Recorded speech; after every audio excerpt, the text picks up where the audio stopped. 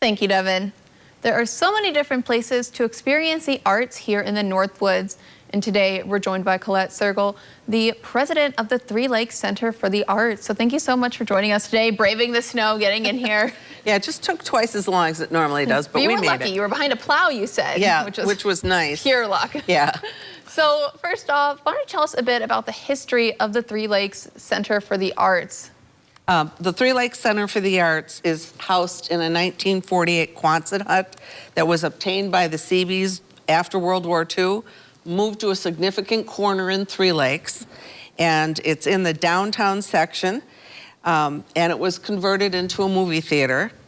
Over the years, it's housed apartments, other businesses, but in the past 20 years, the building was gifted to Three Lakes Center for the Arts by an anonymous donor and returned to its purpose as a community hub.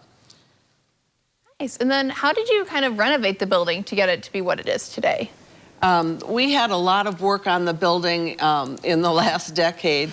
We had to get up to ADA compliance. Mm-hmm. We had to worry about our roof leaking. So at one point it housed apartments and it had dormers over the theater area. We took those out and replaced the roof. So it was a lot of work.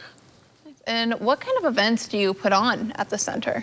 At the center we put on live events that would be shows like Reverend Raven, the Special Consensus, and a whole variety of shows.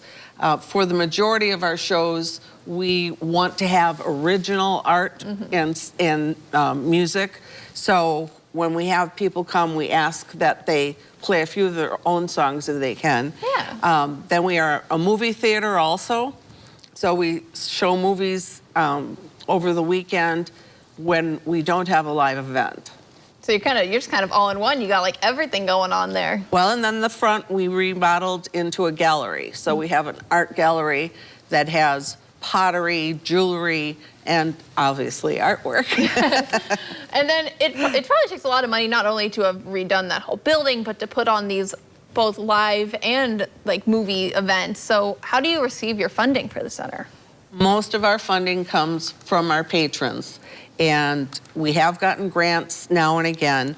We're always looking for grants, but most we get donated. And we have a fundraising event once a year, and we also have fundraising throughout the year, and we do letters at the end of the year asking for help.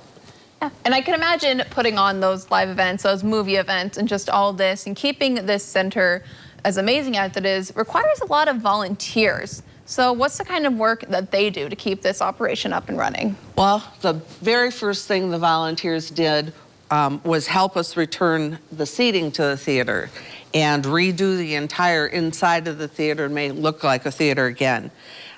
We began live performances with high quality original music, installed the gallery with the exhibit, The Local Arts, and then in 2018, we celebrated our 70th anniversary. Oh, wow. And our first movie was, in 1948, was Red River with John Wayne. And we still have one of the big posters in our office.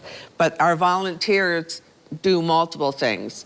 For the live events and movies, they help with our concessions. So we have soft drinks, popcorn, mm-hmm. candy, and beer, wine, and soda. Yeah. Then we also have volunteers that help in our gallery, and they help with setup. We do a new exhibit every month, and we have Artist of the Month the first Friday of every month. They also are cashiers and people who dust and help with everything.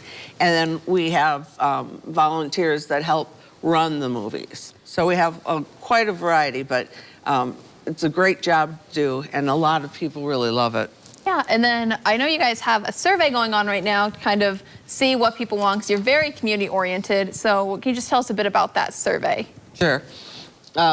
We have a survey to ask what kind of genres do you like in music? What kind of events might you want to see at Three Lakes Center for the Arts? What kind of activity would you like? And to find out some key points, you know, does everybody love jazz but not another one, just to help us plan on the bands and what we're showing. And then if people want to fill out that survey, or if they want to learn more about you, what's the best way for them to do that?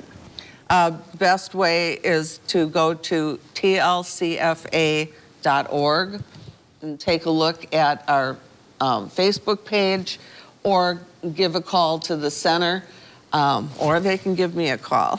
And my number is 715-477-0001. All right, awesome. Well, thank you so much. Sounds like you guys have so much you have looking forward to and a really creative past. So it's very exciting to see what you guys have coming up. Well, thank you. Yeah. And coming up, we have What's Trending, including the feline